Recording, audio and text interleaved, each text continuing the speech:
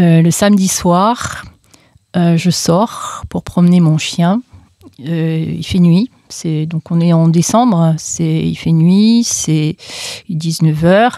Je suis dans une rue où il n'y a personne. Les gens sont tous chez eux. Il fait froid. Je marche. Et tout d'un coup, j'entends arriver une voiture derrière moi qui va s'arrêter 20 mètres plus loin. Qui s'arrête, qui est un peu loin du trottoir, qui reste les feux allumés, qui reste le moteur allumé.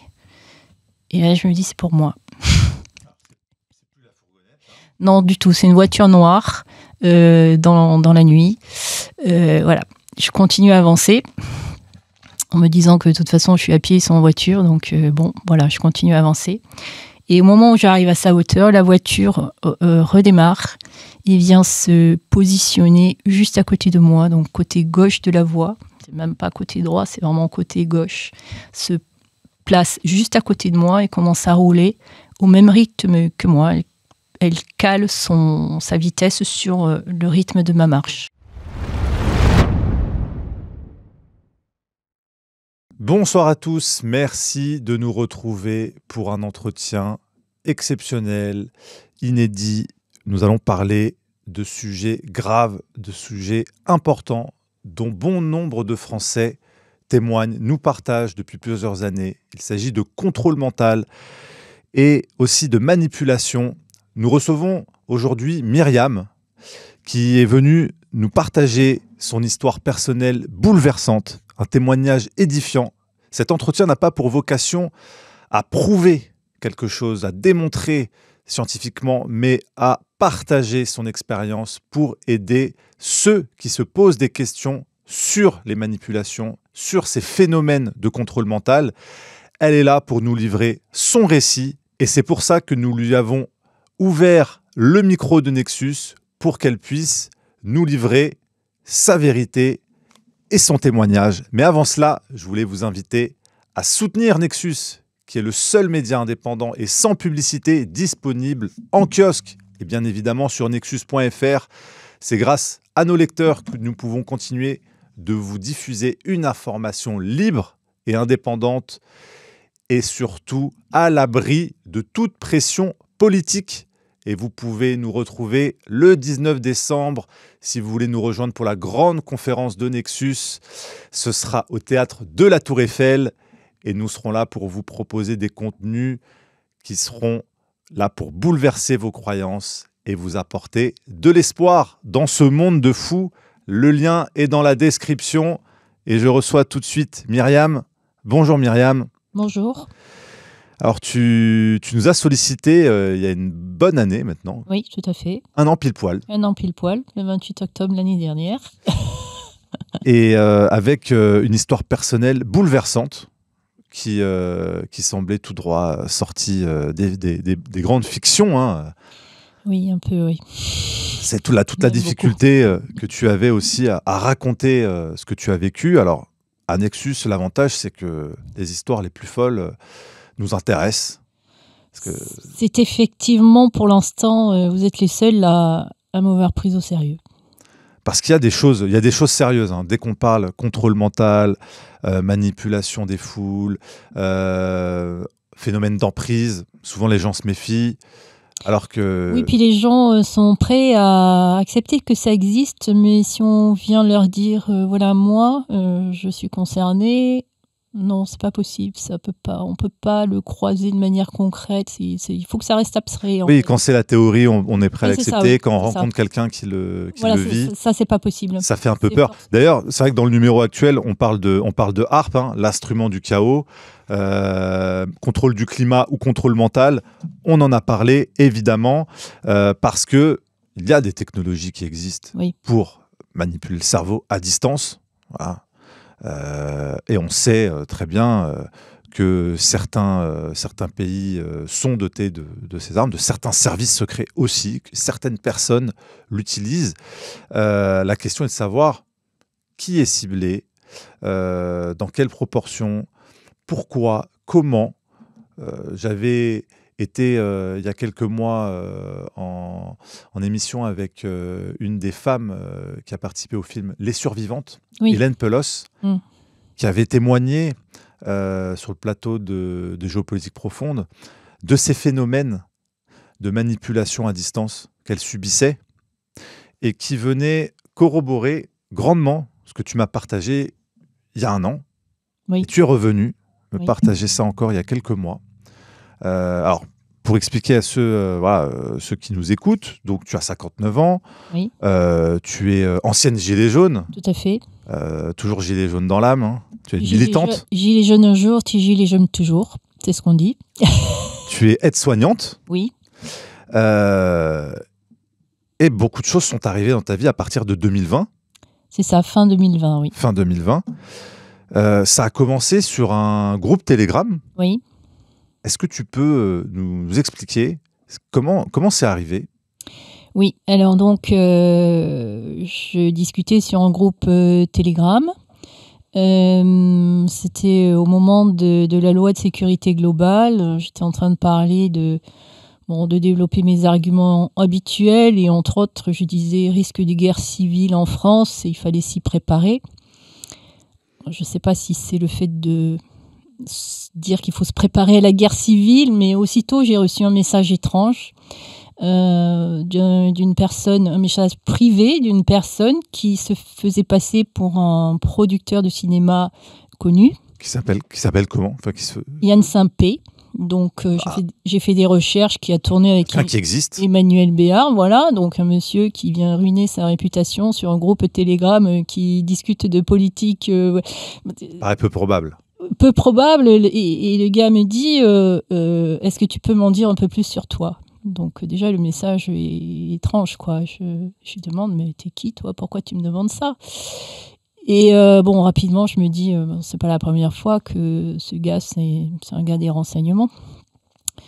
Et je décide d'aller prévenir les copains parce que, on est en lutte, on va dire, et il faut se serrer les coudes. Et donc, je vais voir les administrateurs des groupes Telegram que je fréquente, dont je suis membre, pour leur dire méfiez-vous de ce gars-là, ce Yann Saint-Pé, parce que pour moi, c'est un gars des renseignements.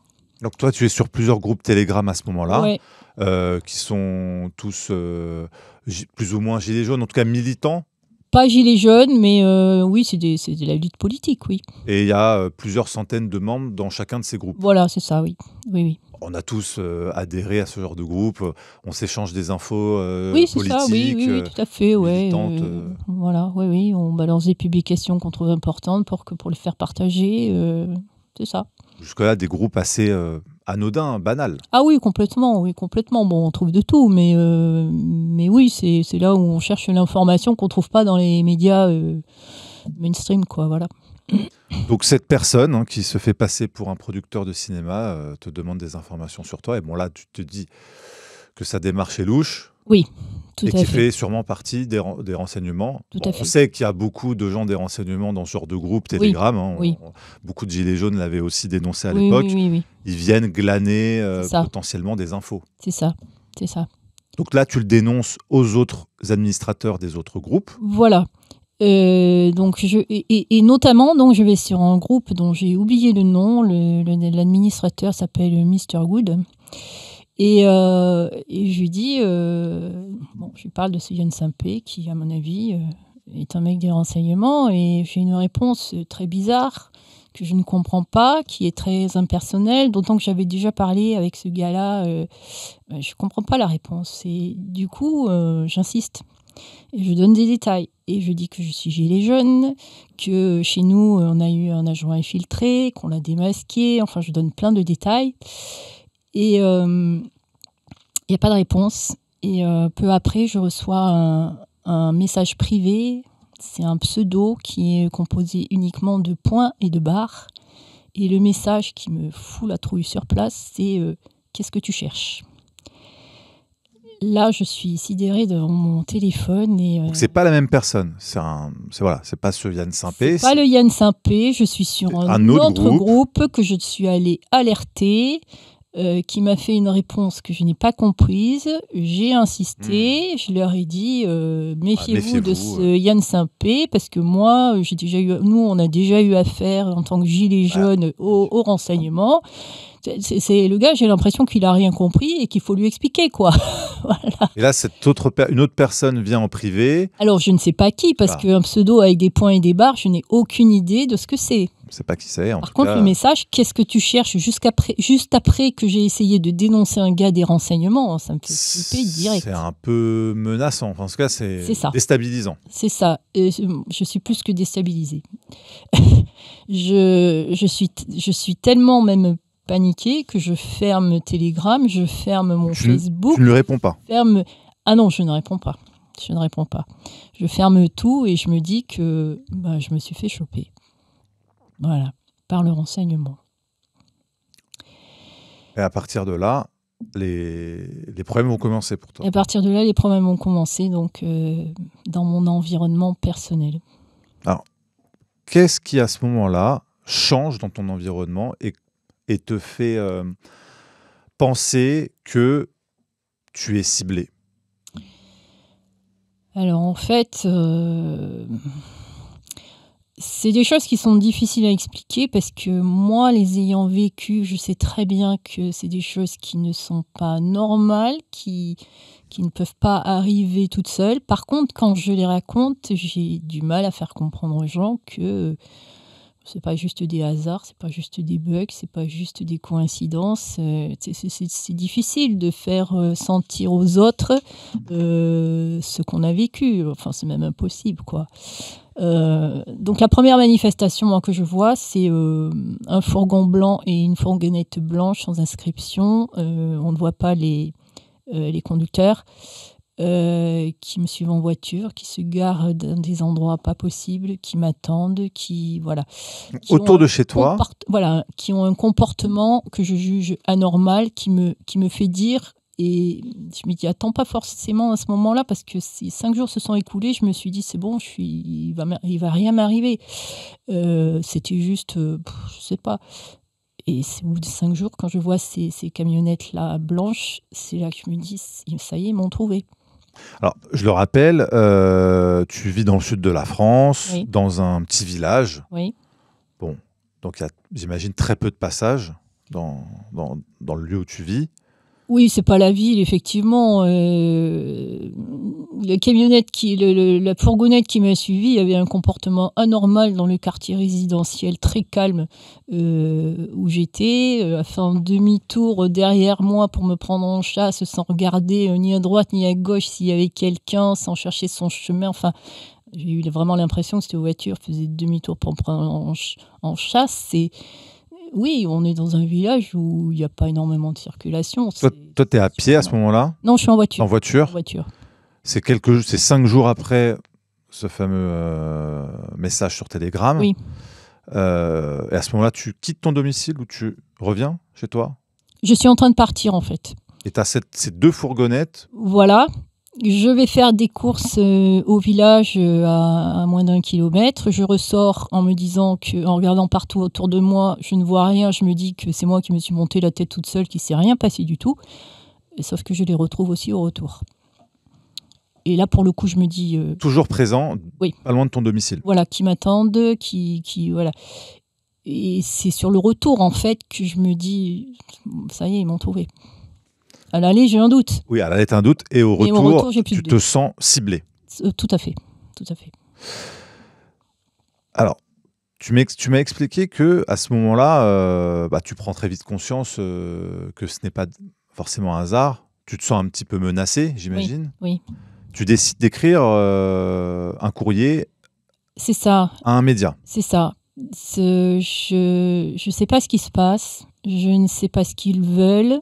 Il y a des choses étranges qui se passent. Il n'y a personne qui me dit rien. C'est de l'intimidation, c'est pour faire peur. Puis j'ai peur qu'il m'arrive quelque chose. Et puis je veux témoigner avant qu'il m'arrive quelque chose. Et puis je n'accepte pas d'être menacée, en fait. Voilà, c'est pas dans mon caractère. Je ne vais pas me taire sous la menace. Je décide d'écrire une lettre à un média. Alors, à quel média à Je ce moment-là décide d'écrire un courrier à France Soir. Donc, en me disant que c'est le genre de média qui peut entendre ce genre de choses, parce que tous les médias ne veulent pas entendre ce genre de choses.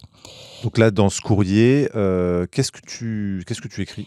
Je raconte tout depuis le début, c'est-à-dire comment ça s'est passé sur Telegram, comment depuis Yann Saint-Pé jusqu'à la fin, ce qui se passe depuis autour de mon domicile. Avec Je les donne tous les fourgonnettes, détails. etc. Voilà, je donne tous les détails. Ok, Voilà. donc tu prépares ce courrier. Et qu'est-ce qui se passe à ce moment-là? Alors, j'ai fini mon courrier et je commence à le mettre au propre. Et là, il se passe des choses qui me font peur encore. J'entends des pas sur mon toit alors que je suis en train d'écrire. Des pas, quelqu'un qui marche sur mon toit. Je ne comprends pas, je ne sais pas ce que c'est. Voilà. Là, on est samedi. Je suis en train de finir ma lettre. Et bon, je n'ai pas de timbre, je me dis, et puis surtout, je veux donner la lettre directement au guichetier parce que je me dis que si je la laisse dans la boîte aux lettres, elle peut être subtilisée dans le week-end. Donc, j'attends le lundi pour la poster. Voilà, j'ai ma lettre qui est prête. Le samedi soir, je sors pour promener mon chien. Il fait nuit. Donc on est en décembre, il fait nuit, c'est 19h. Je suis dans une rue où il n'y a personne, les gens sont tous chez eux, il fait froid. Je marche et tout d'un coup j'entends arriver une voiture derrière moi qui va s'arrêter 20 mètres plus loin. Qui s'arrête, qui est un peu loin du trottoir, qui reste les feux allumés, qui reste le moteur allumé. Et là je me dis c'est pour moi. Alors c'est plus la fourgonnette, là? Non, du tout. C'est une voiture noire dans la nuit. Voilà. Je continue à avancer en me disant que de toute façon, je suis à pied, ils sont en voiture. Donc, bon, voilà, je continue à avancer. Et au moment où j'arrive à sa hauteur, la voiture redémarre et vient se positionner juste à côté de moi, donc côté gauche de la voie. Même pas côté droit, c'est vraiment côté gauche. Se place juste à côté de moi et commence à rouler au même rythme que moi. Elle cale sa vitesse sur le rythme de ma marche. Oui, donc comportement totalement anormal qui te cible. Ah ben oui, là, il n'y a personne d'autre dans la rue. Il n'y a que moi et cette voiture qui roule juste à côté de moi au ralenti. Est-ce que tu arrives à voir les personnes qui sont à l'intérieur? Je regarde la voiture, je regarde la vitre. Les vitres sont teintées, donc je ne vois rien, je ne vois personne. Je ne sais pas qui est à l'intérieur. Est-ce qu'à ce moment-là, tu oses les interpeller ou faire quelque chose? Non, je suis terrorisée, mais vraiment terrorisée, et je suis persuadée que ces gens-là vont me tuer. En fait, tu te sens vulnérable instantanément? Complètement. Ben, ça fait quand même 3 semaines qu'il se passe des choses étranges. Ça fait 3 semaines que je ne sais pas ce qu'ils veulent. Personne ne me dit rien. J'ai juste des choses étranges qui font peur. Je ne sais rien, je ne comprends rien. Oui, je suis déjà dans un climat d'anxiété, et cette voiture roule à côté de moi, mais je suis paniquée. Et non, comment ça se passe? Alors, elle te suit sur combien de mètres? Alors, je dirais que ça dure en mètres, je ne sais pas. Combien de temps? J'évalue ça à une quinzaine de secondes. Et c'est des secondes interminables. Interminables. J'ai l'impression que pour moi, le temps s'est arrêté. J'ai l'impression que toute ma vie, je vais avoir cette voiture à côté de moi. Je suis en dehors du temps, complètement en dehors du temps, paniquée. Et puis à un moment donné, la voiture redémarre. Je pousse un soupir de soulagement, jusqu'à ce que je me rende compte qu'elle est allée au bout de la rue, qu'elle a fait demi-tour et qu'elle revient. Et là, je me dis, ça y est, c'est maintenant qu'il va m'arriver quelque chose. Oui, ça ressemble à un mauvais film, quoi. Ah, complètement. Et elle passe à côté de moi, elle s'en va. Là, je rentre chez moi, j'écourte la promenade parce que là, j'ai besoin d'aller me poser quelque part et ne plus bouger, quoi. Voilà, donc là, on est le samedi soir. Et je compte envoyer ma lettre le lundi. Et ok, ils m'ont fait peur. Ils m'ont pas fait de mal. C'est ça que je retiens, en fait. Ils m'ont rien fait. Mais c'était juste de la peur. Et je me dis, ma lettre, je vais l'envoyer. Il n'y a plus que même pas 2 jours à tenir, je vais l'envoyer. Le lendemain matin, je me lève, je vais à la cuisine et je sens qu'il y a une odeur d'essence dans la cuisine. Je ne comprends pas d'où ça vient, je cherche partout, de l'essence. Il n'y a rien qui sent l'essence dans la cuisine. À midi, mon fils se lève, il y a mon fils à l'époque qui vit avec moi, se lève et qui me dit qu'il y a la même odeur d'essence dans sa chambre. Et là aussi, ça me panique. Je me dis qu'ils s'en prennent à mon fils. Après s'en être pris à moi, ils s'en prennent à mon fils. Et c'est comme vraiment un coup de poignard, quoi. Et je me dis, mais non, cette lettre, elle est prête. Ça fait longtemps que j'y travaille. Demain, j'envoie cette lettre. Il y a moins de 24 heures à tenir. Je vais envoyer cette lettre. Le soir, je sors toujours avec mon chien, pareil, il fait nuit, il n'y a personne dans la rue, exactement au même endroit que la veille. Il y a quelqu'un qui marche sur le trottoir opposé et qui vient dans ma direction. Je tourne le dos, je n'ai pas envie de voir. Je me dis que c'est encore pour moi, je ne veux pas savoir. Quand l'individu arrive à ma hauteur, il traverse, il passe à 1 mètre de moi. Je le vois du coin de l'œil et il poursuit sa route. Je me dis effectivement, c'était pour moi. Tu sens encore une nouvelle fois ciblé. Ciblé. Et je me dis, mais quand même, c'était moins méchant que hier. Et je me dis, je vais envoyer ma lettre demain. Je rentre chez moi et je suis très, très angoissée. Je suis vraiment dans l'attente du lendemain pour me débarrasser de cette lettre. Et à un moment, j'ai mon fils qui déboule l'escalier, qui arrive paniqué et qui me dit « J'ai voulu allumer mon radiateur électrique et j'ai pris une bouffée d'essence dans la figure. » Là, je suis tétanisée, je ne trouve Donc là, rien à répondre. C'est plus une odeur, là. Il a pris une bouffée d'essence qui lui est venue dans le nez. Donc, de l'essence dans un radiateur électrique, je me dis que c'est grave, quoi. Et je n'arrive toujours pas à abandonner cette idée de lettre à envoyer. Je veux toujours envoyer ma lettre. Sauf que là, je me dis qu'ils s'en prennent à mon fils et que je veux protéger mon fils. Et je me dis que pour protéger mon fils, en fait, il faut que je m'éloigne de la maison. Je suis tellement angoissée que j'ai des idées complètement farfelues. Et donc, je prévois le lendemain d'envoyer cette lettre et de partir de la maison et de me mettre sous la protection d'un avocat que j'ai repéré. Donc je mets mon téléphone à charger en me disant que le lendemain, je vais en avoir besoin, que la journée va être longue. Je me lève le lendemain et quand je veux récupérer mon téléphone, je me rends compte que le chargeur a été débranché et qu'il est posé à côté du téléphone, bien aligné à côté du téléphone. Donc je me dis, ils sont rentrés dans la nuit. Et ils ont débranché mon téléphone. Ils étaient là alors que je dormais dans ma chambre. Donc là, tu te dis qu'il y a eu des personnes qui sont rentrées par effraction. Ouais. Ce seraient les mêmes personnes. Ouais. Et peu après, d'ailleurs, j'ai trouvé que la clé ne tournait plus dans la serrure.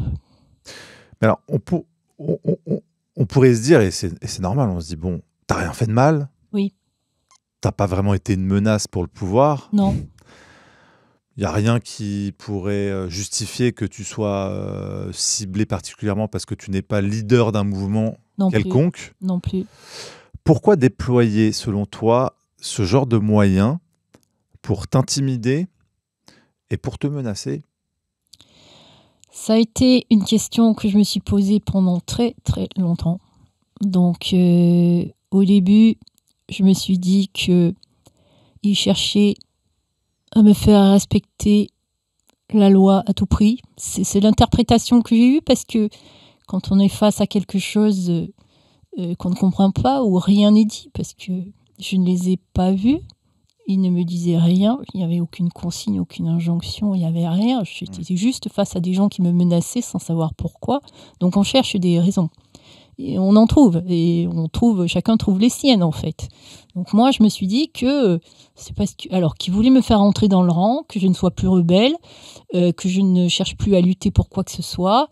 Et puis comme ça continue encore, je me suis dit Ils veulent que je respecte la loi à la lettre parce que je suis encore rebelle quand j'essaye de gruger un peu la loi. Ça va très loin, ces histoires, en fait. Hein. On trouve toujours ce qu'on fait de mal, quoi. Et... Oui, mais il y aurait tellement de rebelles à mais intimider. complètement. Plus gros que toi. Pendant très longtemps aussi, je me suis dit, mais c'est une erreur, en fait. Ils s'en sont pris à moi, mais parce qu'ils me prêtent des intentions que je n'ai pas. Et c'est une erreur, et c'est à moi de leur démontrer qu'ils se trompent. C'est à moi de me comporter de la bonne manière, c'est à moi d'essayer de comprendre qu'est-ce qu'ils me reprochent pour leur démontrer que non, c'est pas ça. Et puis ça continuait, puis ça continuait. Et puis au bout d'un moment, je me suis rendu compte que c'était vraiment à moi, après moi qu'ils en avaient, que c'était moi, Myriam, qui était ciblée, quoi. Pendant longtemps, on m'a posé la question, mais pourquoi toi ? Et pendant longtemps, je n'ai pas su répondre. Et puis un jour, j'ai su répondre. Du moins, j'ai trouvé une réponse qui m'a paru pas acceptable, mais tout à fait plausible et très certainement la bonne. Ce serait laquelle, cette réponse, qui ferait que tu as été au cœur de ce ciblage ?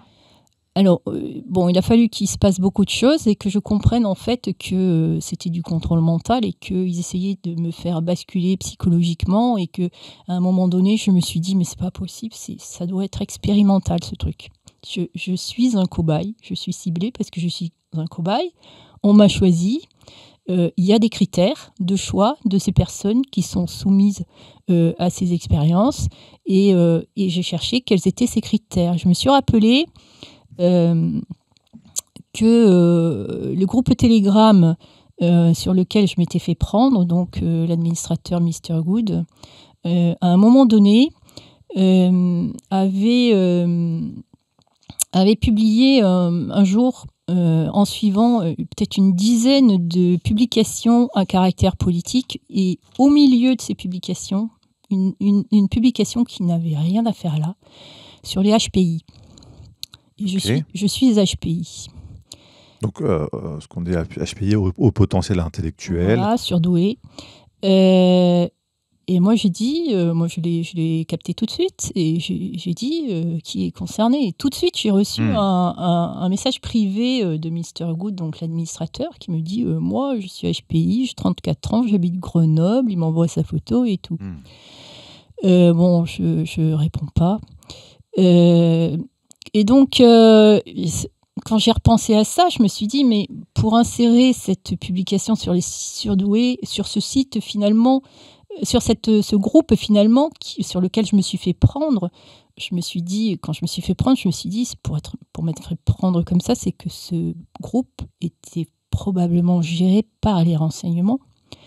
Donc, un groupe géré par les renseignements qui balance une publication sur les HPI perdus, noyés au milieu des autres. Ce serait quoi, comme un hameçonnage ? Exactement. C'est comme ça que je l'ai perçu. Je me suis dit, ils cherchent à cibler particulièrement les HPI. Et alors pourquoi je parle des HPI ? Parce que tout ce à quoi je suis soumise, c'est déjà, on cherche déjà à isoler les personnes parce que c'est une fois qu'elles sont isolées qu'elles sont vulnérables. Or, les HPI sont souvent des gens assez solitaires. Moi, encore plus, parce que j'étais sur le point de partir vivre à l'étranger, en Afrique, et j'avais fait un peu le vide autour de moi. Mes amis étaient en Afrique, ils n'étaient pas ici. Donc, j'étais particulièrement isolée. Ensuite, les HPI, ce sont des gens qui sont hyper émotifs, et toute la méthode pour faire basculer l'individu est basée sur les chocs émotionnels. Et une personne qui est HPI, face à une émotion, elle démarre au quart de tour. Donc, je me suis dit que, en fait, les HPI étaient des personnes qui, probablement selon eux, pouvaient être particulièrement réceptives à ces tentatives de manipulation mentale. Sachant qu'il y a aussi chez le HPI la tendance à culpabiliser, et ils ont beaucoup joué avec le sentiment de culpabilité, le besoin de tout comprendre et de faire sens. Et justement, j'étais face à des choses qui n'avaient pas de sens et ça fait tourner le cerveau en boucle et ça amène de la confusion. Voilà. Ouais. Le HPI, je crois, est particulièrement indiqué pour ce genre d'expérience. Il a un mode de fonctionnement qui fait qu'il va être réceptif, du moins. Dans leur logique, je leur ai prêté cette logique-là. Oui. Alors, et moi, je confirme, ça fait 1 an que tu me parles de tout cela. Hein. Et ton propos a toujours été cohérent. C'est important de le rappeler. Non, parce que les gens pourraient se dire, bon, bah, t'es passé, tu m'as raconté ton histoire, on a ouvert le micro et en fait, bon, tu délires ou autre. Non, ton propos a toujours été cohérent, construit, t'es quelqu'un de raisonné, de raisonnable, équilibré. Ce qui compte aussi dans l'appréciation de ton témoignage et ce qui est venu aussi corroborer on a eu aussi à Nexus différentes personnes qui nous ont témoigné de choses plus ou moins similaires, avec peut-être moins de détails. Oui. Hein, on n'avait pas pu creuser aussi parce qu'on n'a pas les moyens d'enquête qu'on voudrait, mais en tout cas qui nous ont corroboré, qui corroborent ce que ces personnes ont dit. Et aussi, comme je le rappelais juste avant, Hélène Pelos, qui a aussi partagé des choses de manière très factuelle dans son témoignage. Et c'est là où ton histoire prend du relief. C'est qu'il n'y a pas de traces de délire dans ce que tu racontes. Il y a des choses qui, on l'abordera peut-être juste après, hein, qui peuvent paraître ahurissantes. Oui. Mais ayant été moi-même en contact avec des gens qui ont travaillé dans les services, il y a des techniques pour rendre les gens fous. Oui. Il y a des techniques pour déstabiliser des personnes à distance. Il y a des façons de faire discrètement, en ciblant des personnes selon des critères particuliers, pour leur faire perdre tout sens de l'orientation, toute raison, tout repère et les isoler. Tout à fait. C'est ce que j'ai vécu, oui. Et ça ressemble beaucoup. Et c'est là où je voulais en venir, c'est que c'est pas si farfelu que ça. Et on n'est pas là pour prouver ce que tu dis. On est là pour interpeller les gens sur ces techniques qui existent. Que les gens te croient ou pas, ce n'est pas le propos. C'est d'aider ceux qui se questionnent là-dessus et de dire soyez vigilants. Nous sommes dans un pays où ces pratiques ont cours. Oui. Et là, ce que tu dis, parce que moi, là où avant, j'étais bien conscient que des personnes très influentes, des personnes très opposées au pouvoir, très visibles, peuvent être ciblées parce qu'elles sont un danger pour le pouvoir politique. Oui. Là où j'avais pas saisi, c'est qu'il faut parfois peut-être aussi cibler des personnes lambda, entre guillemets, isolées, fragiles, réceptives, pour tester ces techniques. C'est ça. Moi, c'est ce que je me suis dit, que une personne qui est influente aura beaucoup plus le moyen de se défendre parce qu'elle sera entourée, parce qu'elle aura des moyens humains, techniques de se défendre, alors qu'une personne comme moi, qui n'a aucun entourage, qui n'a aucune influence, je suis déjà isolée, déjà vulnérable. Le travail est déjà en partie fait. Et effectivement, je pense que moi, ce que je vis, c'est de l'expérimentation, parce que ça n'a pas réussi au final. Hein, j'en suis sortie. Je suis allée très loin dans la confusion. Hein, je pense que j'ai flirté avec la folie. Mais j'ai réussi à en sortir. Donc la méthode n'est peut-être pas totalement au point. Voilà, et c'est ça qui me fait dire que c'est encore expérimental, à moins que je sois la seule à m'en être sortie, j'en sais rien, mais ça m'étonnerait. En tout cas, tu n'es pas la seule à témoigner sur ce genre de choses. Je ne suis pas la seule à m'en sortir, donc la méthode n'est pas au point. Ah bah heureusement. Heureusement. Mais effectivement, on imagine très bien qu'il faut en passer par des phases d'expérimentation pour accumuler de la donnée, du retour d'expérience, et par essais et erreurs successifs, affiner les techniques. C'est ça, c'est bien comme ça que je l'ai compris, moi. Alors, qu'est-ce qui ensuite est arrivé dans ta vie? Comment les événements se sont enchaînés? Donc, à partir de là, tu n'envoies pas ce courrier à François? Non, je capitule. Et je reste tranquille pendant 1 mois, complètement parano. En fait, il y a une phase tranquille où il se manifeste encore, mais en général, c'est parce que je retrouve un peu de détermination. J'ai à nouveau envie de faire quelque chose, mais très vite, ils me remettent au tapis. C'est quoi, ils me remettent en tapis? Ça se manifeste comment dans ta vie? Alors, c'est pas impressionnant quand je le raconte, mais moi, ça me fait un effet terrible parce qu'il y a tout ce qui s'est passé avant. Je veux par exemple aller sur un site qui propose qui propose des articles. Alors évidemment, c'est pas des articles qu'on trouve dans les médias mainstream, hein, c'est des articles qui fouillent un peu. Très alternatif. On va dire ça. Voilà, un site où ils cherchaient des gens pour traduire, parce qu'ils proposent des traductions d'articles qui viennent du monde entier. Et je voulais me proposer, et l'accès au site m'est refusé.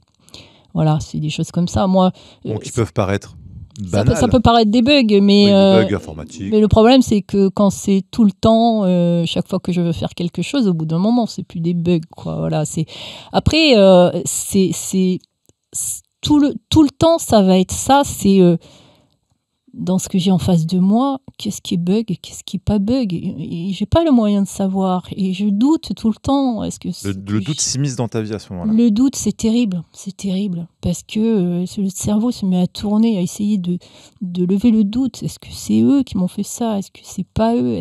Et on sait que peut-être on interprète mal. Et on le sait, mais le savoir ne change rien, quoi.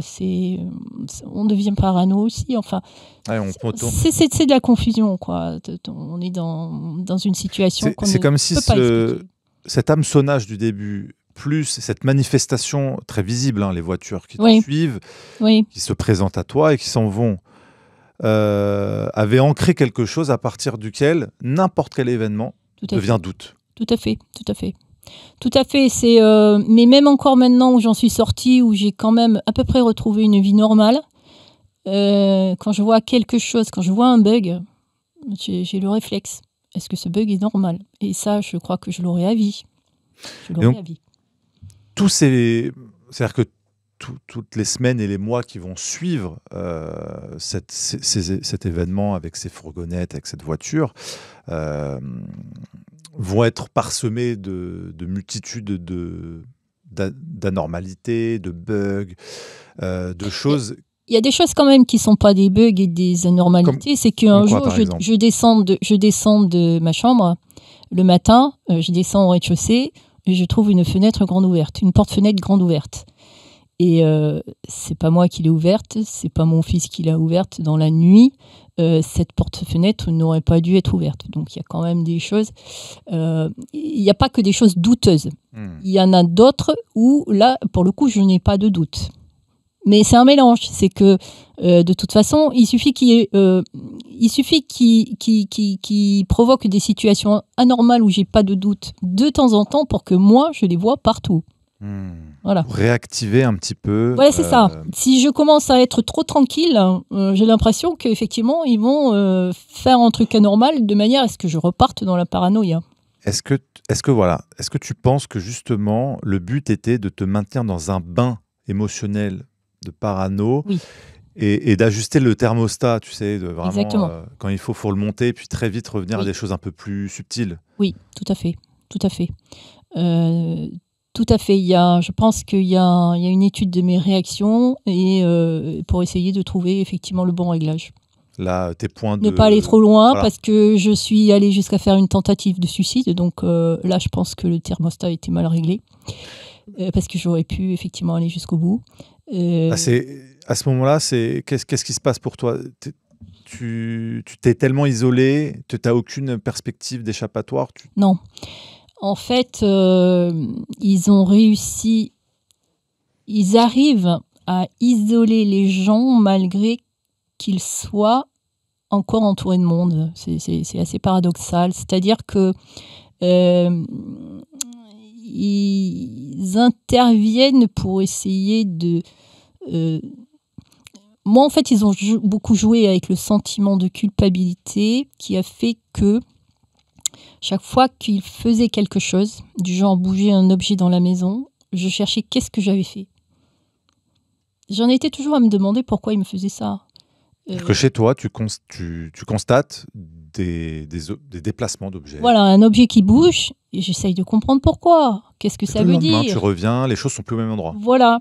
Et Par exemple, un jour, je fais la connaissance d'une personne en promenant mon chien, on s'entend bien, on discute, et quand je reviens, je vois qu'il y a un objet qui a bougé sur la table, sur la table à manger. Il y a le pain qui n'est plus au même endroit. Mon fils n'est pas là, il n'y avait personne, le pain a bougé. Et donc je cherche, pourquoi ce pain a bougé et puis là, je me rappelle que j'ai fait la connaissance de cette personne. Mais en même temps, cette personne, je sentais de la culpabilité à lui parler parce que je me demandais si c'était pas interdit, mais ça va très très loin en fait. Tout ce qu'on fait, on a l'impression que c'est interdit parce que, enfin moi personnellement, je sais pas quoi les autres, mais comme ils étaient tout le temps là, j'avais l'impression que c'était tout le temps des sanctions. Je prenais ça pour des sanctions et je ne savais pas qu'est-ce qui était sanctionné. Je me sentais coupable de tout. T'as intériorisé le fait que tu ne pouvais pas agir librement. C'est ça.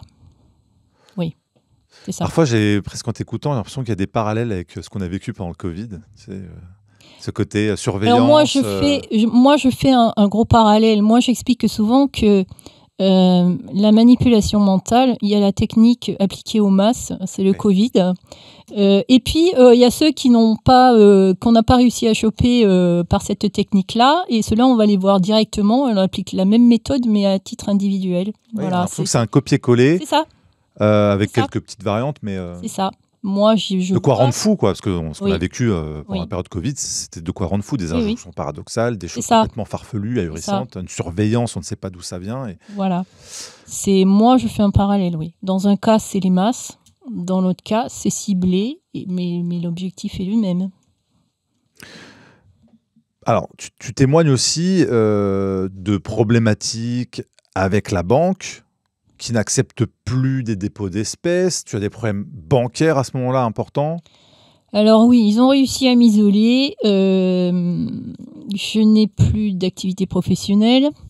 J'ai coupé tous les liens avec mes amis parce que, enfin, j'en avais pas beaucoup, hein, mais le peu que j'avais, je n'ose même plus leur parler. À ce moment-là, tu partages quand même ce qui t'arrive à tes proches, à ton fils? Non, je n'en parle depuis le début, je n'en parle à personne. Même ton fils? Même mon fils, alors pour 2 raisons. La première, c'est que j'ai peur de l'impliquer là-dedans. Ça fait tellement la trouille, je ne souhaite pas que mon fils soit impliqué dans un truc qui fout la trouille comme ça. Et puis j'ai peur qu'on me dise que non, tout ça c'est dans ma tête, hein, qu'on ne me croit pas. Oui, la peur du rejet. Et la peur d'être prise pour une folle, quoi. Ouais. Voilà, j'ai pas envie de me confronter à ça. Donc, mais c'est surtout, en fait, mon fils, c'est surtout la peur de l'inclure, de l'impliquer, oui, dans ce que j'appelle le cauchemar, en fait. Voilà. Je ne veux pas je veux qu'il reste dans la vie normale. Et donc, je cache à tout le monde. Tout le monde. Ouais, absolument ce qui t'isole encore plus. Voilà, c'est ça. C'est le choix que j'ai fait et c'est un choix qui m'isole, qui va dans leur sens à eux. Ouais. Donc, problématique avec la banque, ce qui t'isole encore plus, te rend très très vulnérable. Alors, c'est même pas seulement isolé, c'est me montrer que ils peuvent me couper les vivres. La problématique de l'argent, ils peuvent me couper les vivres. Donc, en fait, j'explique un peu ma situation. J'ai des dépôts d'espèces chez moi. Je vis avec ces dépôts d'espèces, avec ces espèces. C'est de l'argent que j'ai retiré pendant le Covid. Bon, c'est le bazar. Tu disais de peur que... on parlait de banques qui faisaient faillite. C'est vrai, à cette époque, on parlait de l'effondrement. Voilà. Les gens, ils faisaient leur bas de laine. Voilà, c'est ça. Donc, c'est ça que j'avais fait. Ouais. Et mon compte bancaire, pour tout ce qui est paiement et paiement par nécessitant une banque et prélèvement, était... alimenté par une boutique. Mon activité professionnelle à l'époque, c'était une boutique que j'avais sur Internet. Oui, parce que tu avais arrêté ton activité d'aide-soignante à l'époque. Voilà. Mon projet, c'était de partir en Afrique et cette boutique, en fait, c'était mon gagne-pain une fois que je serais partie en Afrique. Tu vendais des tissus et des bijoux africains. Voilà, c'est ça. Et c'est cette boutique, à force de bugs et de problèmes, j'ai fini par la fermer. En fait, ça fait partie de l'isolement. Elle fonctionnait très bien jusque-là. Oui. Pendant des années. Voilà. Et à un moment donné, ça a été une accumulation de bugs, de problèmes, d'incapacité de joindre les clients. Voilà, ça s'accumulait. Et bon, on pourrait se dire, ok, ça va encore des bugs. On peut, ouais, on peut. Voilà. C'est pas Mais ce que toi, ça vient dans l'accumulation c'est dans la logique de tout ce qu'il y a eu avant. répétée. C'est dans Donc, la logique. Tu vas à ta banque pour Oui, donc alimenter ce compte parce j'ai que tu plus as cette plus boutique qui alimente le alimenté compte. ce compte bancaire. Voilà, c'est ça. Là où tu as tous tes prélèvements. Voilà, il y a bientôt la taxe foncière qui elle est à 1 000 €. Et il faut absolument que j'alimente mon compte. Donc tu vas reprendre ces espèces qui devaient assurer ta survie c'est sur ça. l'effondrement Voilà. pour renflouer les caisses. Voilà, donc je fais un premier versement de 1 000 €. Ça se passe très bien. Un mois plus tard, je veux faire un deuxième versement. Donc j'avais bien repéré sur les affiches, et puis la première fois ça s'est bien passé, que pas de justificatif à fournir jusqu'à 1 500 €, juste indiquer la provenance des fonds et c'est tout. La deuxième fois, à la poste de mon village, on me dit que la somme est trop importante, 1 500, il faut que j'aille dans un gros, je suis à la banque postale, hein, donc c'est à la poste que je vais. La somme est très importante. Donc je vais à la poste centrale de la ville. Je me présente, donc je veux faire mon dépôt de 1 500. Donc le guichetier me prend ma carte d'identité, me demande combien, provenance des fonds. Je lui dis, ben voilà, c'est des retraits que j'ai fait l'année dernière. C'est la même chose que j'avais dit la fois d'avant. Donc il pianote sur son ordinateur, il lève le nez, il regarde son écran et d'un coup il jaillit de sa chaise. Et il me dit, il faut que j'aille voir ma supérieure. Il s'absente pendant quelques minutes, il revient, il me dit, est-ce que vous avez un justificatif? Je dis, ben non, jusqu'à 1 500 €, il n'y a pas besoin de justificatif. Il ne veut rien savoir. Je lui dis, ben, combien je peux déposer sans justificatif? Il me dit, il faut un justificatif dès le premier euro, et c'est comme ça depuis le 1er janvier. Alors déjà, les affiches ne disent pas ça, et puis le précédent dépôt, j'ai pu le faire. Donc, il ment. C'est un mensonge. Et il est allé voir sa supérieure hiérarchique après avoir levé le nez sur son écran. Je me dis qu'il y a quelque chose qui s'est affiché sur son écran qui a fait que... tu n'étais plus autorisé à déposer. Voilà, on ne voulait pas que je dépose cet argent. Alors, je ne sais pas, blanchiment d'argent, je suis une dealeuse, je ne sais pas ce qui s'est affiché sur cet écran. Mais le fait est qu'à partir de là, je ne pouvais plus déposer d'argent sur mon compte en banque. Ouais, donc et le solde diminue au fur et à mesure des prélèvements. Et je me dis qu'au bout d'un moment, il n'y aura plus rien. Et ça va être le début des problèmes. Et puis dans l'état psychologique où je suis, je ne peux pas arriver. Ça te fragilise encore plus. Voilà, c'est ça. Donc les soucis continuent. Alors pendant plusieurs mois, encore toutes les anomalies dont tu témoignais avant continuent. Oui. Tu te sens en insécurité chez toi? Alors non, parce que j'ai décidé que puisqu'ils entraient chez moi comme dans un moulin et que je ne pouvais rien y faire, qu'ils fassent ce qu'ils veulent. C'est pas l'insécurité en fait qui me pose problème, ce sont les chocs émotionnels. C'est-à-dire que quand je me lève le matin et que je tombe face à un objet qui a bougé dans la nuit, c'est pas le fait que je me sente en danger personnellement, physiquement, c'est le choc.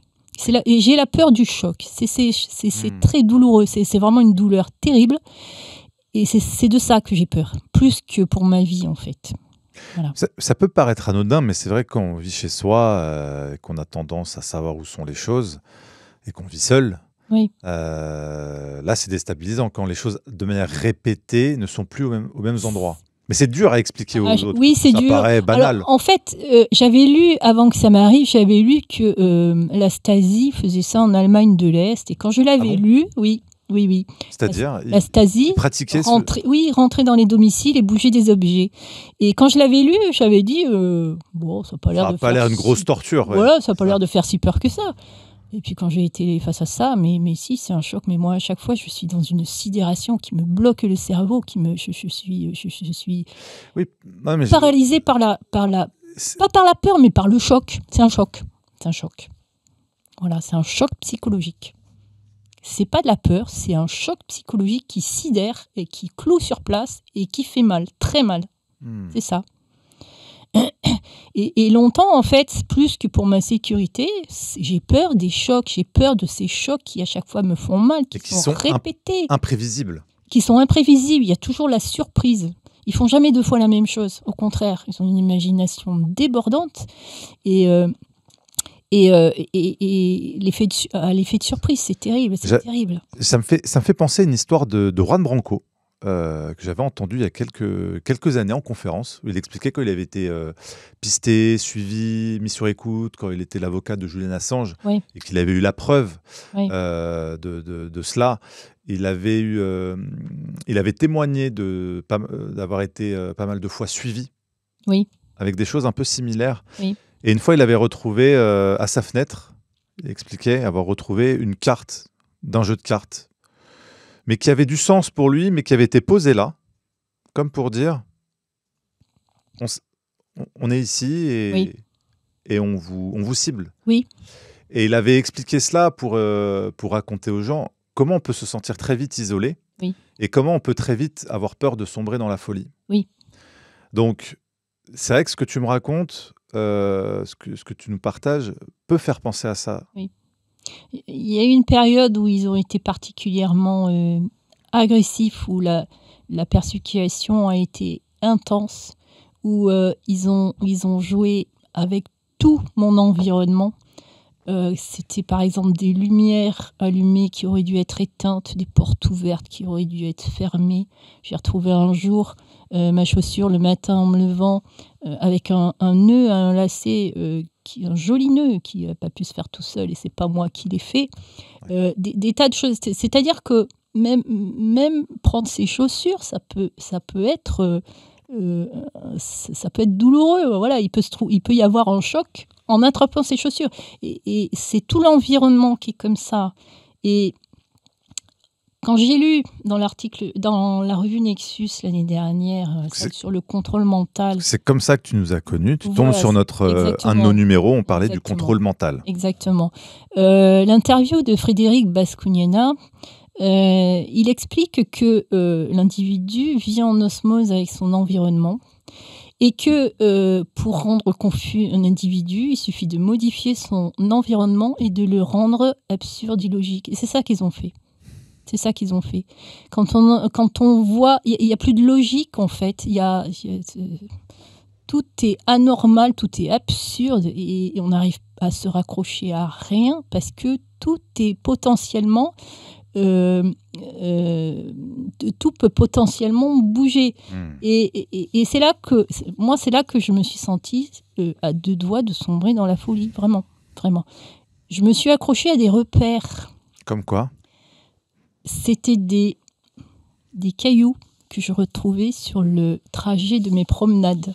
Tant que le caillou était toujours à sa place, c'est que le monde n'avait pas encore totalement... le monde normal n'avait pas encore totalement disparu. Et ça, c'était vital pour moi. C'est-à-dire que si je loupais mon caillou sur le retour, il fallait que j'y retourne pour être sûr qu'il était là. C'est-à-dire que j'étais à deux doigts de la folie. Le moindre petit détail pouvait te rassurer si tu arrivais à lui donner une sorte de cohérence. C'est ça.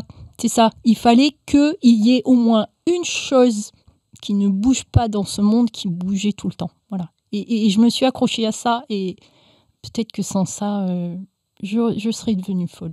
C'est possible. En tout cas, j'étais pas loin.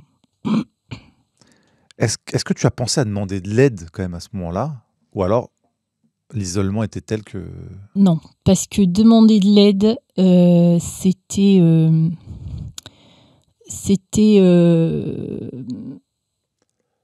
Déjà, c'était prendre le risque d'entraîner les personnes que je sollicitais dans le cauchemar, et ça, je ne le souhaitais à personne. Et puis, c'était aller expliquer des choses qui étaient inexplicables. Oui. Parce que même maintenant, avec le recul, maintenant que je comprends tout ce qui s'est passé, je n'arrive pas à convaincre les gens. Alors, à l'époque, je ne comprenais rien. Absolument rien. J'étais incapable de donner du sens ou de la logique à ce que je vivais. Comment j'aurais pu expliquer ça à quelqu'un Voilà. Qu'est-ce qui t'a permis de continuer de tenir, à part ces petits cailloux, de te dire, ok, je suis pas folle, je vais tenir grâce à ça. C'est quoi? C'est ton fils? C'est des proches? C'est des Non, croyances? Ça s'est pas passé comme ça, en fait. Quand il y a eu ce moment-là où j'étais à deux doigts de sombrer dans la folie, c'est à ce moment-là que j'ai compris que c'était pas une erreur, qu'il s'en prenait vraiment à moi. J'ai eu la sensation qu'il voulait me... C'est vraiment les images que j'ai eues, qu'il voulait me réduire le cerveau en bouillie. C'est ça que j'ai senti. Et là, j'ai compris qu'en fait, il n'était plus question d'essayer de les raisonner, de leur montrer ma bonne foi, de montrer patte blanche, tout ça. Non, ça, c'était... Il fallait que je me protège. Là, il fallait vraiment que je me protège parce qu'ils cherchaient à me détruire. Ils ont mis tellement le paquet cette fois-là, parce que toutes les autres fois, ça n'avait pas marché. Donc, c'est allé crescendo. Et à un moment donné, ça a été tellement intense. Là, j'ai compris, il faut que je me protège. Et là, j'ai passé 10 jours étendue sur mon lit tous les matins, à essayer de comprendre, à essayer de réfléchir. J'ai identifié la culpabilité, le sentiment de culpabilité qui faisait que j'étais très angoissée. Et ça, c'était terrible angoisse. Et je me suis dit qu'il fallait que je travaille ce sentiment de culpabilité, que j'arrive à m'en dégager. J'ai aussi...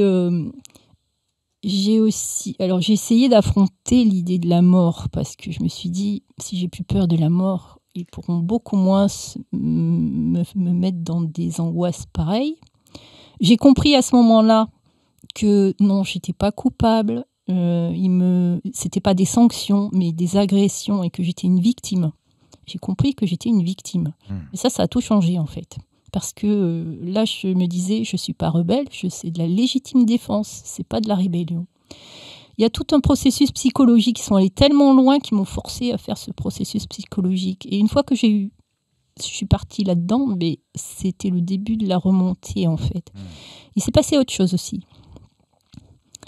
Un jour, donc j'étais vraiment en pleine tourmente, j'étais vraiment dans la confusion la plus totale, dans une angoisse terrible depuis des semaines.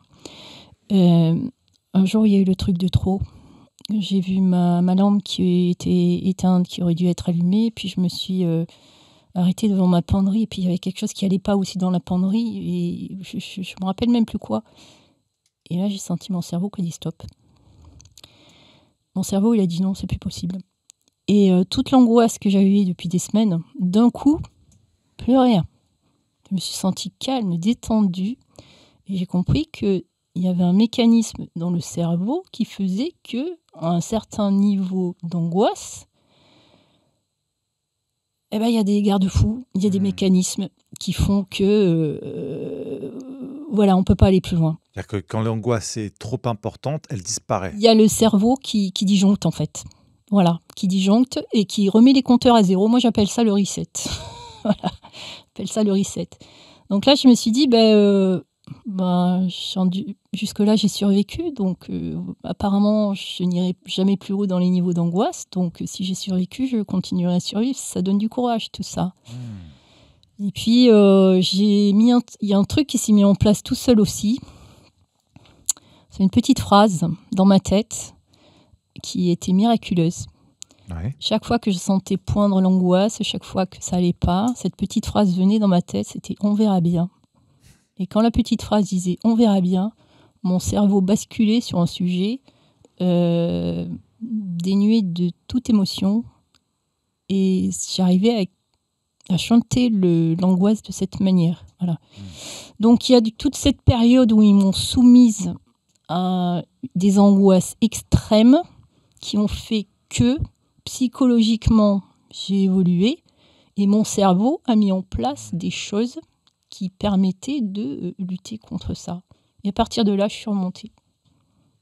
Donc au lieu de sombrer à ce moment-là, tu as réussi à remonter. Pour moi, il y avait 3 solutions dans cette situation. Le suicide, mais j'y pensais de moins en moins. Sombrer dans la folie, et ça c'était possible. Évoluer psychologiquement, et c'est ça que j'ai fait. Voilà, il n'y en avait pas d'autre. J'ai évolué psychologiquement et la remontée après, ça a été sur plus de 2 ans, hein, parce que j'y suis allée quand même avec beaucoup de prudence. Comment ça se passe cette remontée ? Je regagne du terrain sur tout ce que j'ai perdu, sur tout ce qu'ils ont détruit. Je reconstruis ma vie petit à petit. de manière très progressive, en prenant beaucoup de précautions parce que je ne veux jamais revenir en arrière, je ne veux jamais me montrer faible. Je veux que chaque fois que j'ai décidé de gagner du terrain, c'est moi qui gagne, c'est pas eux. Donc pas de retour en arrière. Alors ça va être par exemple dans les démarches où je sais qu'ils peuvent me bloquer, je vais m'entourer de témoins. C'est pas des gens qui sont au courant, qui sont témoins, hein, mais avoir des gens autour de moi, par exemple à la banque, dans une administration, je fais en sorte qu'il y ait quelqu'un à côté de moi pour que s'il se passe quelque chose d'anormal, il y ait la personne à côté. Je sais qu'ils veulent pas de témoins. Donc le bug, il va arriver une fois, la personne elle va se dire c'est un bug, mais pas deux. Parce qu'au bout de 2 bugs, la personne à côté se dit c'est pas normal.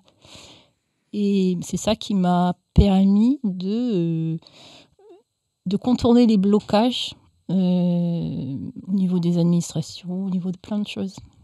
Donc m'entourer de témoins dès que je suis dans une situation, ça continue encore maintenant, hein. J'utilise encore ça maintenant.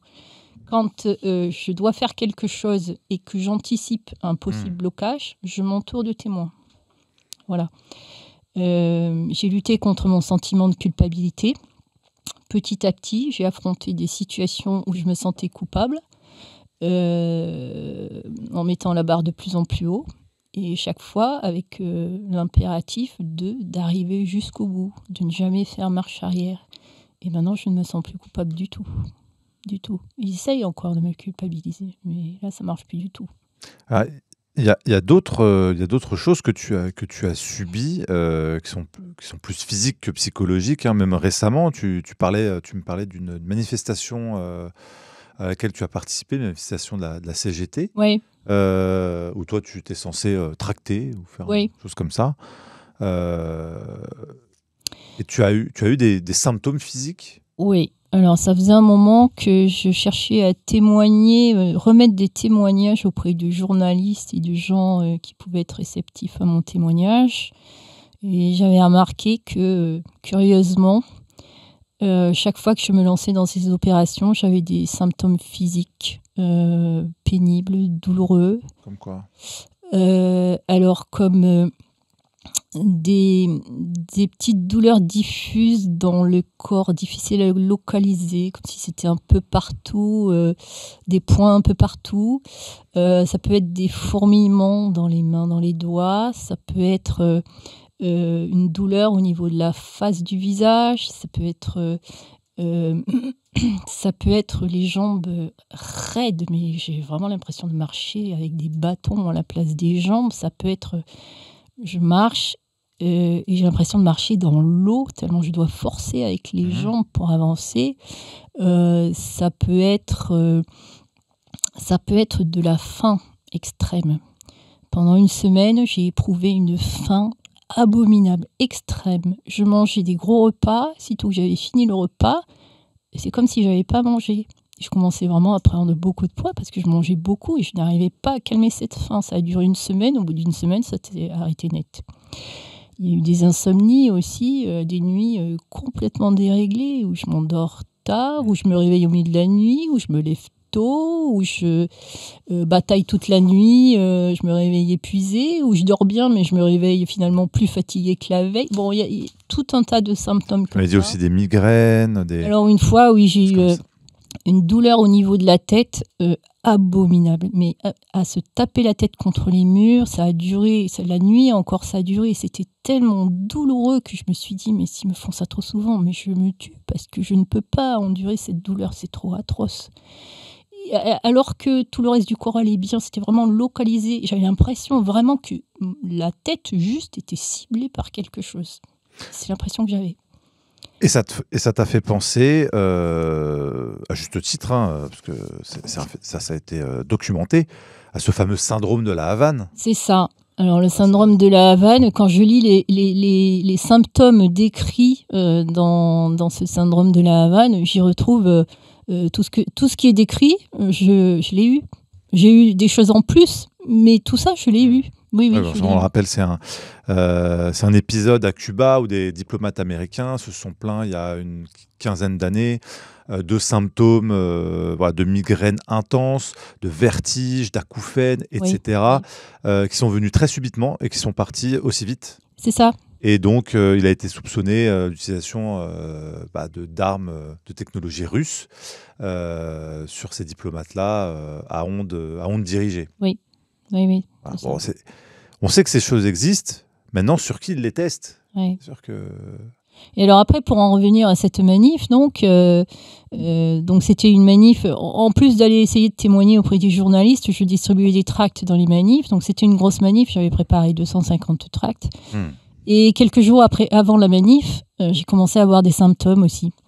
Alors, j'ai commencé à avoir un rhume. Alors, j'ai eu, moi qui suis jamais malade, j'ai eu 5 rhumes en 8 mois.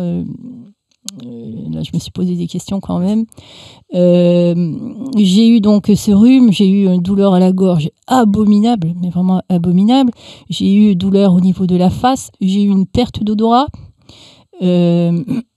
Mais intermittente. C'est-à-dire qu'un coup j'ai de l'odorat, un coup j'en ai plus, un coup j'ai de l'odorat, un coup j'en ai plus. J'ai eu des saignements de nez.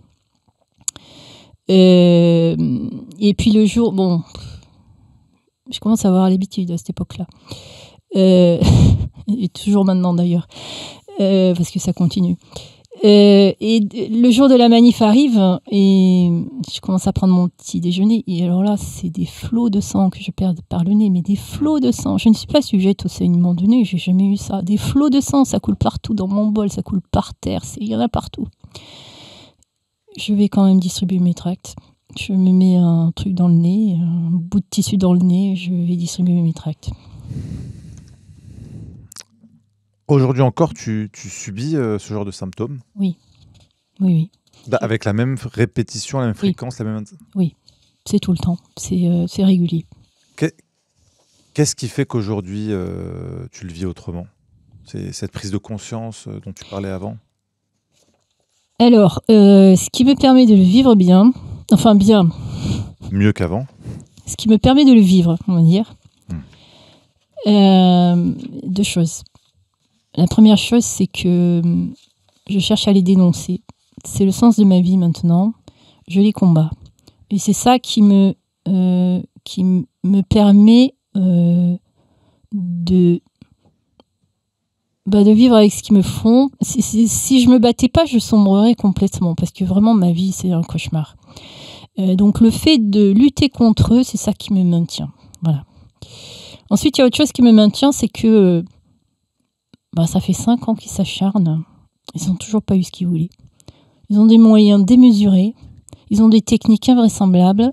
Et malgré tout, ils sont arrivés à rien. Qu'est-ce que tu penses qu'ils veulent obtenir de toi à travers ces expérimentations? Alors, au bout d'un moment, je me suis dit que ça devait être de l'ordre de la soumission consentie. Mais je ne comprenais vraiment pas comment leur torture pouvait aboutir à ça. Je ne vois pas comment en me torturant, j'allais me soumettre volontairement. Enfin, je sentais bien que fallait pas que ça soit de la soumission forcée. Et puis, il y a des éléments qui m'ont fait comprendre qu'en fait, ils cherchaient à provoquer un basculement psychologique. Donc, quelque chose que je ne maîtrisais pas, qu'ils allaient provoquer et contre lequel je ne pourrais rien. Comme une folie? Pas une folie, mais me faire basculer dans un autre état psychologique qui n'est pas le mien, sans que j'ai conscience d'avoir abandonné ma psychologie normale. Une dissociation? C'est ça. Une dissociation, tout à fait. J'ai mis longtemps à trouver le terme. Ça fait 1 an que je connais le terme. J'étais déjà sous torture depuis 4 ans. Donc j'ai trouvé ça dans le livre d'Alexandre Le Breton, MK Ultra. J'ai beaucoup lu ce qu'il a écrit sur la dissociation et je pense que c'est ça. Ils voulaient provoquer une dissociation et ils n'ont pas réussi. Voilà.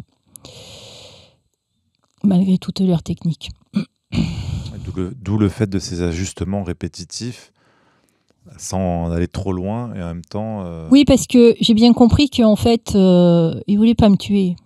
Ils voulaient pas. Ce qu'ils voulaient, c'est arriver à leur objectif, qui était la soumission consentie à mon insu.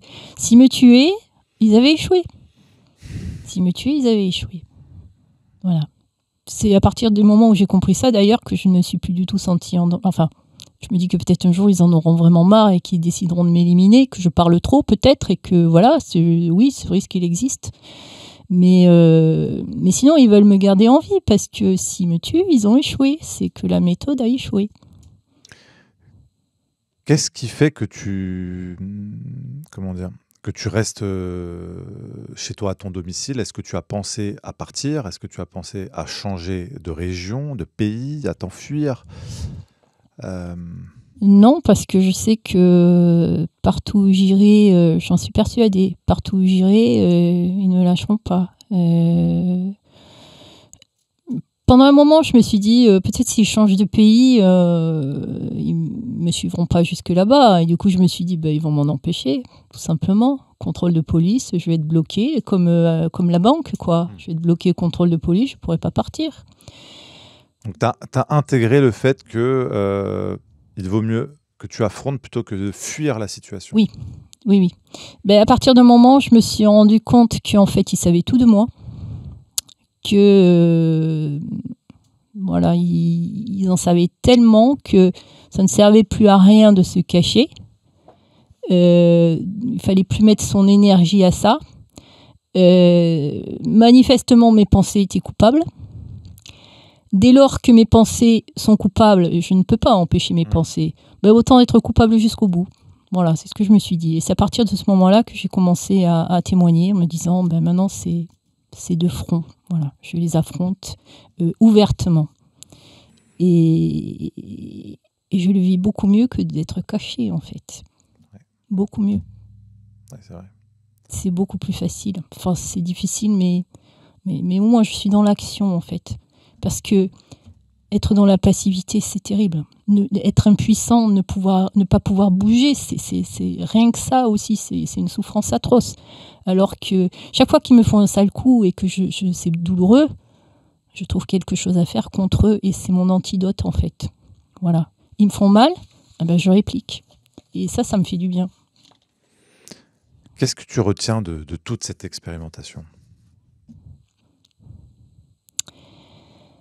Alors, moi, je me dis que je ne suis pas la seule à vivre ça, qu'on est probablement nombreux, parce que moi, je suis personne.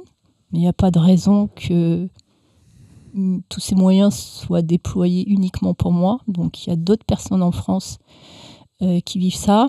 Et quand je vois les moyens déployés sur Telegram pour essayer d'harponner des gens, voilà, il y a d'autres personnes forcément qui se sont fait prendre. Je me dis que c'est des choses graves qui peuvent, si ça fonctionne, si leur technique fonctionne, ça va être étendu forcément, hein, c'est le but. Que si nous qui savons et qui avons réussi à surmonter, on ne parle pas, on est foutus. Donc il faut qu'on témoigne et qu'on leur barre la route. Là, il y a une lutte à mener. Il y a une lutte à mener, quoi. Moi, c'est ce que je retire de ça. Maintenant, c'est le sens de ma vie. J'avais des projets. Mes projets, ils sont foutus, quoi. Maintenant, c'est ça qui prime surtout. J'ai été approchée à un moment donné par des gens que j'ai identifiés comme étant des renseignements par la suite, parce que vraiment, leur discours était super bizarre. Je me suis dit, c'est la dernière fois que je suis venue à Paris, là, au mois de septembre, deux femmes. Le discours était tellement bizarre que le lendemain, j'ai tout analysé. Je me suis dit, non, mais c'est pas possible. Ces femmes, elles sont du renseignement et tout ça tient pas la route, leur histoire. Et j'ai cherché le message qu'elle avait voulu me transmettre. Et le message, c'était arrête de parler, résigne-toi, même pars à l'étranger s'il faut. Mais là, j'ai dit non. Ce que je vis là, si je le dénonce pas, je pourrais plus jamais me regarder dans une glace, parce que si ces choses-là s'étendent, qu'au moins j'ai fait tout ce que je pouvais faire pour le dénoncer. Peut-être que j'y arriverai à rien, peut-être que ce sera insuffisant, j'espère que d'autres le font aussi. Mais si moi je fais rien et que juste je fais comme si ça n'existait pas, je pourrais plus jamais me regarder dans une glace. Ça, c'est pas possible. Je Donc, dois témoigner. Ton but, c'est de témoigner pour informer. Informer, dire que ça existe, tout faire ce qui m'est possible contre ces gens-là qui, à mon avis, sont en train de développer des armes pour soumettre les populations de manière large. Voilà, c'est comme ça que je le vois. Là, c'est des tests. Là, on a ciblé quelques personnes, mais il est évident que c'est pas juste ça, quoi. C'est forcément destiné à être élargi et on doit lutter contre ça. Et on sait à quel point, depuis les années, depuis la Seconde Guerre mondiale, ces techniques existent bel et bien. Alors, outre-Atlantique, on l'a vu avec les CIA, le projet MKUltra, tu en as parlé. Oui. Alexandre Le Breton en a parlé longuement sur sa chaîne, et d'autres personnes qui ont essayé d'informer les gens. Va savoir maintenant où ces techniques en sont arrivées. Parce qu'on parle de techniques, là, il y a 60 ans, qui étaient déployées pour contraindre les gens à ce que tu appelles cette soumission consentie. Là, on est sur quelque chose d'encore plus subtil, encore plus discret que le MKUltra, et effectivement plus dangereux. Alors moi, j'ai lu des choses, j'ai lu pas mal de choses sur les techniques dont ils disposent, mais toujours, c'est des informations qui datent des années 90 qu'on trouve. C'est-à-dire, sur les 30 dernières années, on ne sait pas il n'y a rien. On ne sait pas. Et sur les 30 dernières années, quand on voit l'évolution de la science et de la technologie, forcément, ils ont développé plein de choses dont on n'est pas au courant. Après, moi, ce que j'ai subi, je suis persuadée, j'ai eu la preuve, mais je n'arrive pas à le faire comprendre. J'ai eu la preuve que certaines technologies qui sont inconnues du public existent. Parce que je pense en avoir été la cible. Et ça, c'est des choses qui ne passent pas parce que c'est tellement invraisemblable que les gens ne suivent pas. Ce monde est rempli de choses invraisemblables, malheureusement, qui rendent les gens incrédules. Et oui, je parlais de notre numéro actuel sur HAARP. Oui. Et la potentialité de contrôle mental avec cette technologie, puisque c'est une technologie à base d'ondes qui peut interférer avec le cerveau à distance. Mais il y a plein d'autres événements ou phénomènes qui témoignent de choses similaires dont on a très peu connaissance. Oui. On parle dans ces documents, on parle de contrôle du corps à distance, on parle de lecture des ondes, de décodage des ondes cérébrales, on parle de choses comme ça. Alors, il y a beaucoup de gens qui s'y intéressent, qui le disent, qui se disent ah oui, c'est ce qui va nous arriver, etc. Ben, moi, je dis que ça existe déjà, parce que j'ai été soumise à ces choses-là. Je voulais, avant de finir, lire une des phrases qu'on a écrites dans le dossier du numéro actuel sur HAARP, et qui vient un petit peu rejoindre toutes ces hypothèses, toutes ces réflexions autour du contrôle mental.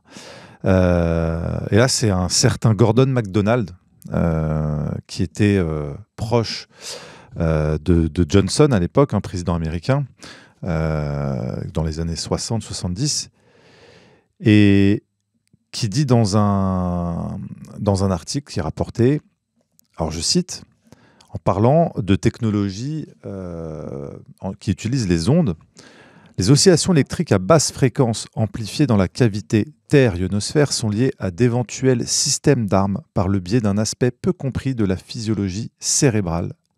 De cette manière, il serait possible de mettre au point un système qui altérerait gravement les performances cérébrales d'une très grande partie de la population dans certaines régions pendant une période prolongée.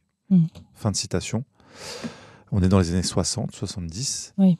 On est plus de 60 ans plus tard. Oui. Alexandre Le Breton, dans son livre, parle de HAARP et cite une personne qui dit que HAARP serait un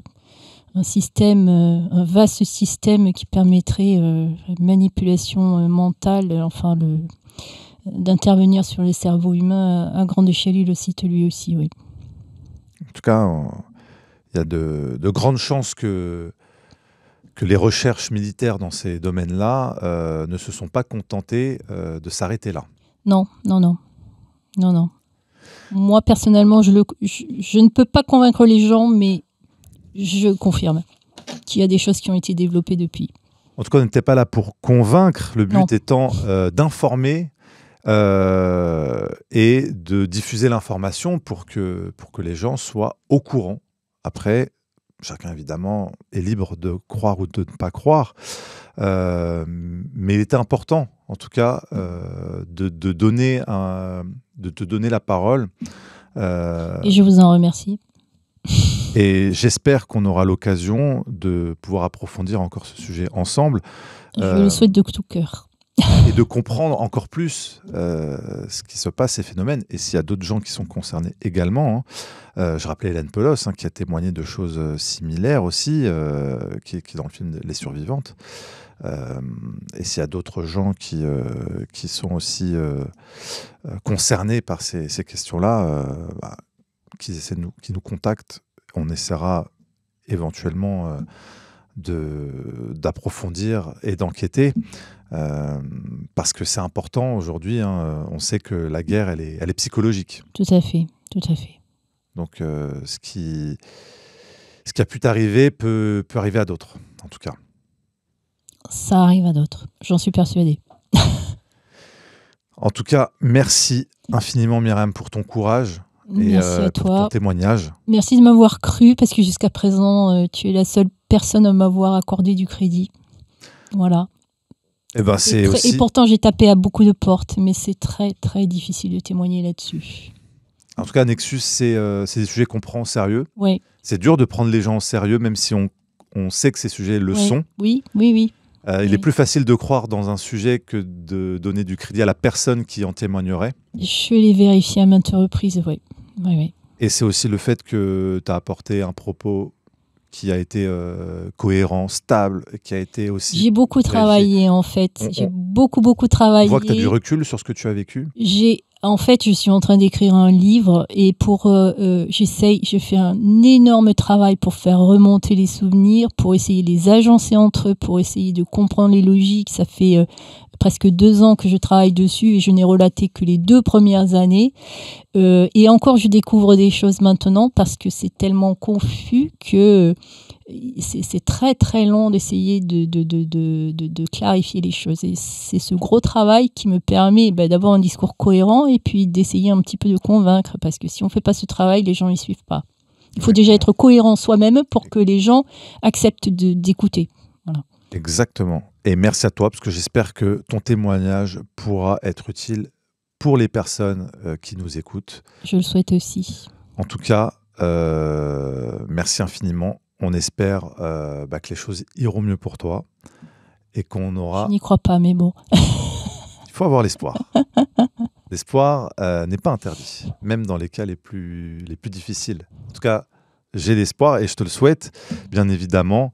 Tu es toujours la bienvenue et on pourra à l'occasion faire le point sur l'évolution de tout ça, en espérant que ces phénomènes s'arrêtent et que cette emprise, ce ciblage cesse. J'aimerais. Merci à tous ceux qui nous ont suivis pour cet entretien. Vous pouvez nous retrouver évidemment en kiosque et sur nexus.fr. Je vous le rappelle, Nexus, le dernier média en kiosque indépendant, sans publicité bien évidemment, pour pas manipuler nos lecteurs. Voilà, autre forme de manipulation, la publicité, qui est un cancer dans cette société. Voilà, on essaie de l'éviter coûte que coûte. Et vous pouvez nous retrouver le 19 décembre si vous voulez partager une soirée pleine d'espoir autour d'intervenants que vous adorez tous. On va garder encore secret la liste des intervenants, mais vous ne serez pas déçus dans la droite ligne de notre soirée du 5 septembre pour les 25 ans de Nexus. Le lien est dans la description. Réservez vite vos billets. Myriam, merci infiniment. À très bientôt. Merci à toi. Merci à tous. Au revoir.